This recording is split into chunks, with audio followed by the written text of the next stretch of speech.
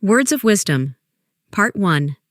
In the quaint town of Eldersgrove, nestled between rolling hills and vibrant forests, lived a man named Oliver Grayson. Oliver was known for his sharp wit and keen intelligence, but he also bore a reputation for impatience and entitlement. He had a comfortable life, a decent job, and a small but lovely house. Yet, despite the many blessings around him, Oliver was perpetually unhappy. He would stride through the streets of Eldersgrove with a scowl, distancing himself even from the cheerful greetings of neighbors. He often grumbled about the weather, the way people parked their cars, and the unchanging rhythm of life in the town.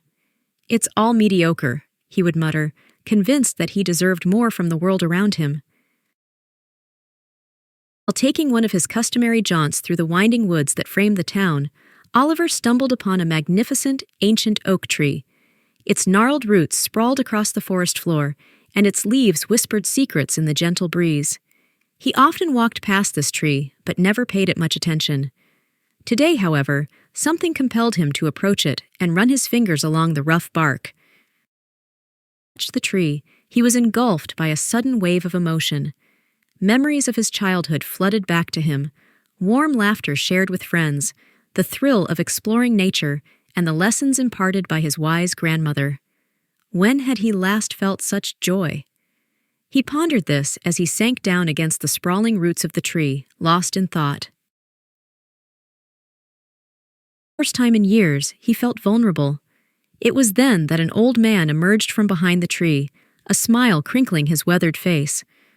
"Ah, young Oliver, always rushing past without a thought," he said, his voice like the rustle of leaves. "What troubles you?" He looked at the stranger, his annoyance bubbling just beneath the surface. "I don't need any help," he replied defiantly. "You misunderstand. I am not here to help you, but to offer you a mirror." He gestured at the oak, its branches swaying gracefully. "You see this tree? It stands strong because it gives.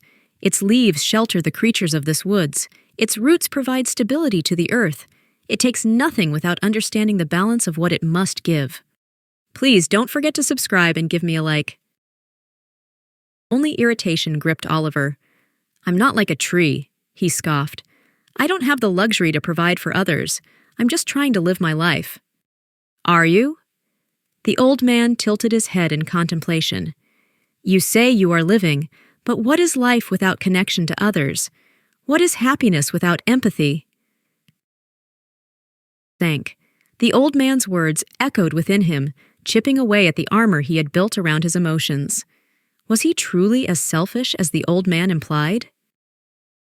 Weeks, and after many contemplative visits to the oak tree, Oliver became increasingly aware of the people around him. He saw the lonely faces of his neighbors, the tired expressions of those serving him at the local cafe, and the children playing in the park seeking companionship. Organize a community cleanup in Eldersgrove.